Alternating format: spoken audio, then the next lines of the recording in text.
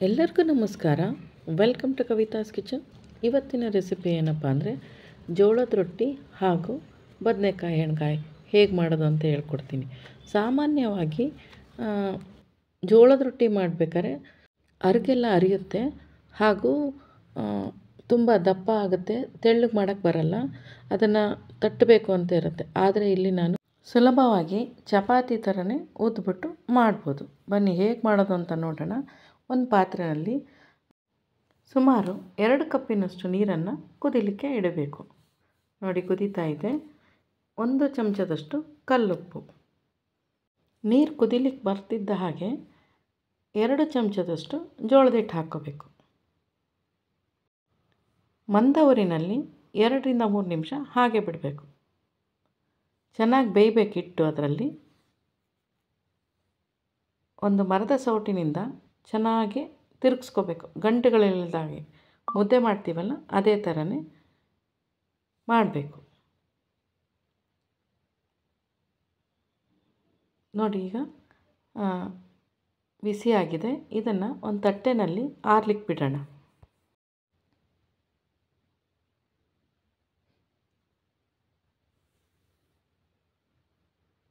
ತಟ್ಟೆನಲ್ಲಿ ಆರ್ಲಿಕ್ಕೆ ಬಿಟ್ಟು ಎಣ್ಗಾಯಿ ಹೇಗೆ ಮಾಡೋದು ಅಂತ ನೋಡೋಣ. 3 ಚಮಚದಷ್ಟು ಎಣ್ಗಾಯಿಗೆ ಹಾಕೋ ಪುಡಿ. ಈ ಪುಡಿನ ಹೇಗೆ ಮಾಡೋದು ಅಂತ ಮುಂದೆ ಹೇಳ್ತೀನಿ. ವಿಡಿಯೋನ ಸ್ಕಿಪ್ ಮಾಡಬೇಡಿ, ಹಾಗೆ ನೋಡ್ತಾಯಿರಿ.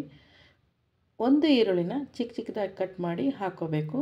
ಸ್ವಲ್ಪ ಕೊತ್ತಂಬರಿ ಸೊಪ್ಪು, 1 ಕಪ್ಪಿನಷ್ಟು ಕಾಯಿ ತುರಿ, 2 ಚಮಚದಷ್ಟು ಅಚ್ಕಾರದ ಪುಡಿ, 1 ಚಮಚದಷ್ಟು ಪಲ್ಯದ ಪುಡಿ, ಅರ್ಧ ಚಮಚದಷ್ಟು ಅರಿಶಿನದ ಪುಡಿ, 1.5 ಚಮಚದಷ್ಟು ಪುಡಿ ಉಪ್ಪು, 2 ಚಮಚ ಎಣ್ಣೆ, 2 ಚಮಚ ಬೆಲ್ಲದ ಪುಡಿ, ಸ್ವಲ್ಪ ಹುಣಸೆಹಣ್ಣಿನ ರಸ ಎಲ್ಲನೂ ಹಾಕ್ಕೊಂಡು ನೀಟಾಗಿ ಕಲಿಸ್ಕೋಬೇಕು.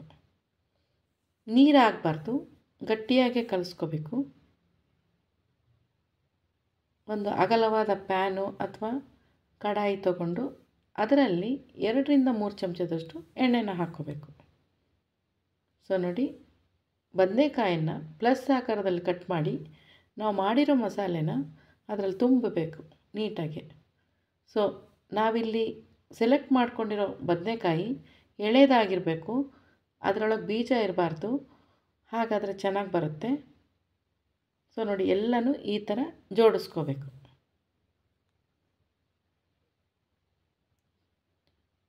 ಜೋಡಿಸಿ ಮಂದ ಉರಿನಲ್ಲಿ ಸುಮಾರು ಒಂದು 2 ನಿಮಿಷ ಹಾಗೆ ಬಿಡಬೇಕು. ನಡುವೆ ನಡುವೆ ಅದನ್ನು ಅಲ್ಲಾಡಿಸಿ ಹಾಗೆ ಮುಚ್ಚಬೇಕು. ಸೊ ಬದನೆಕಾಯಿ ಈಗ ಸ್ವಲ್ಪ ಬೆಂದಿದೆ. ಮತ್ತೆ ಅಲ್ಲಾಡಿಸಿ ಮತ್ತೆ ಮುಚ್ಚಬೇಕು.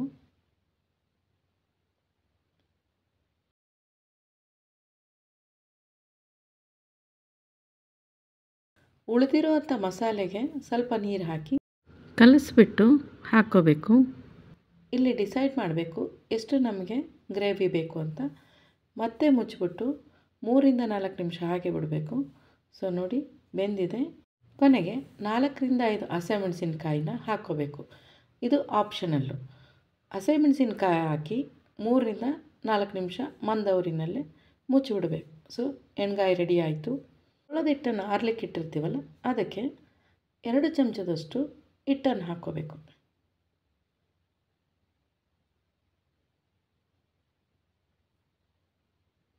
ಸೊ ಕೈನಿಂದ ನಿಧಾನಕ್ಕೆ ನಾದ್ಕೋಬೇಕು. ಇಲ್ಲಿ ನಾವು ಎಷ್ಟು ಚೆನ್ನಾಗಿ ನಾದ್ಕೋತೀವೋ ಅಷ್ಟು ಚೆನ್ನಾಗಿ ರೊಟ್ಟಿ ಬರುತ್ತೆ.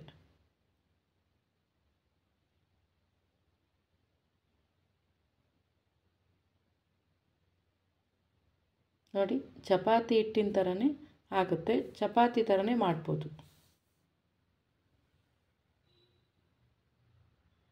ಸೊ ಇಷ್ಟು ರೆಡಿಯಾಗಿದೆ. ಎಣ್ಗಾಯಿಗೆ ಬಳಸಿರೋ ಪುಡಿನ ಹೇಗೆ ಮಾಡೋದು ಅಂತ ಮುಂದೆ ಹೇಳ್ತೀನಿ ಅಂತ ಹೇಳಿದ್ನಲ್ಲ, ಹೇಳ್ತಾ ಇದ್ದೀನಿ ನೋಡಿ. 1 ಕಪ್ಪು ಹುಚ್ಚೆಳ್ಳು, 1 ಕಪ್ಪು ಕಡಲೆಕಾಯಿ ಬೀಜ, ಅರ್ಧ ಕಪ್ಪಿನಷ್ಟು ಹುರಿಗಡಲೆ. ಕಡಲೆಕಾಯಿ ಬೀಜ ಹಾಗೂ ಹುಚ್ಚೆಳ್ಳನ್ನು ಚೆನ್ನಾಗಿ ಹುರ್ಕೋಬೇಕು. ಹುರಿಗಡಲೆನ ಹಾಗೆ ಹಾಕ್ಕೋಬೇಕು. ಮೂರನ್ನು ಹಾಕ್ಕೊಂಡು ತರಿಯಾಗಿ ಪುಡಿ ಮಾಡ್ಕೋಬೇಕು.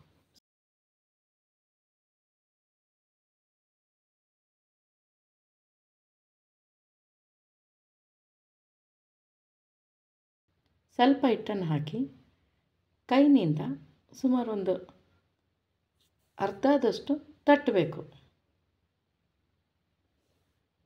ನೋಡಿ, ಯಾವ ಒಂದು ಕಾರ್ನರು ಒಡೆದಿಲ್ಲ. ಸೇಮ್ ಚಪಾತಿ ಥರನೇ ಊದ್ಬೋದು.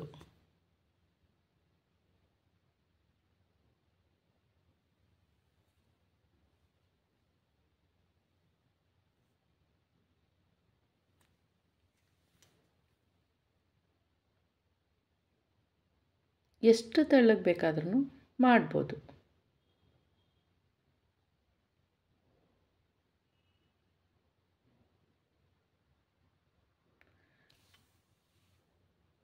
ಸೊ ಇದೆಲ್ಲ ಮಾಡಿಬಿಟ್ಟು ಇಟ್ಕೋಬೋದು. ನೋಡಿ, ಇದು ಕೊನೆ ರೊಟ್ಟಿ. ಇದನ್ನೆಲ್ಲ ಒಂದು ತಟ್ಟೆಯಲ್ಲಿ ಹಾಕಿ ಇಟ್ಕೋಬೋದು, ಚಪಾತಿ ಥರನೇ.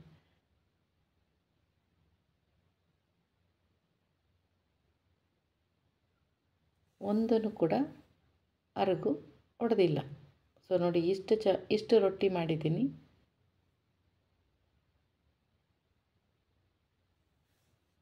ಅದನ್ನು ಕೂಡ ತಟ್ಟೆನಲ್ಲಿ ಹಾಕೋತೀನಿ.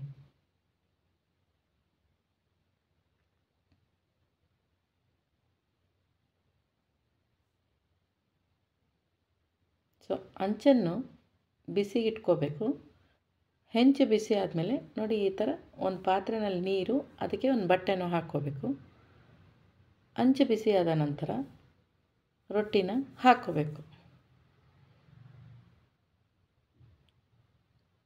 ನೀರನ್ನು ಅದ್ಬಿಟ್ಟು ಅದಕ್ಕೆ ಸವರಬೇಕು.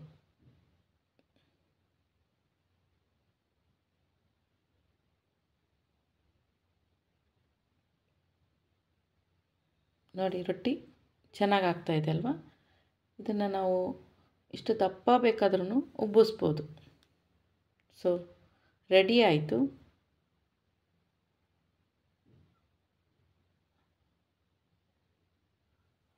ಎರಡು ಕಡೆಗೂ ಚೆನ್ನಾಗಿ ಬೇಯಿಸಬೇಕು.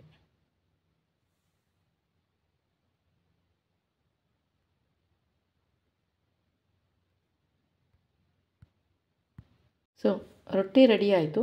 ಎಲ್ಲ ರೊಟ್ಟಿಗಳನ್ನು ಇದೇ ಥರನೇ ಬೇಯಿಸ್ಕೋಬೇಕು. ಇಲ್ಲಿ ನಾನು ಎಣ್ಗಾಯಿ ಮಾಡಿದ್ದೀನಲ್ಲ, ಅದರ ಜೊತೆಗೆ ಸರ್ವ್ ಮಾಡಿದ್ದೀನಿ. ತುಂಬಾ ರುಚಿಯಾಗಿರುತ್ತೆ. ಖಂಡಿತವಾಗ್ಲೂ ಈ ಟ್ರಿಕ್ಸ್ನ ಫಾಲೋ ಮಾಡಿ, ಟ್ರೈ ಮಾಡಿ, ಕಮೆಂಟ್ ಮಾಡಿ. ಈ ಒಂದು ಜೋಳದ ರೊಟ್ಟಿ ಹಾಗೂ ಎಣ್ಗಾಯಿ ರೆಸಿಪಿ ನಿಮ್ಗೆ ಇಷ್ಟ ಆಯಿತಾ? ಹಾಗಾದರೆ ಲೈಕ್ ಮಾಡಿ, ಶೇರ್ ಮಾಡಿ, ಕಮೆಂಟ್ ಮಾಡಿ, ಹಾಗೆ ಸಬ್ಸ್ಕ್ರೈಬ್ನೂ ಮಾಡ್ಕೊಳ್ಳಿ.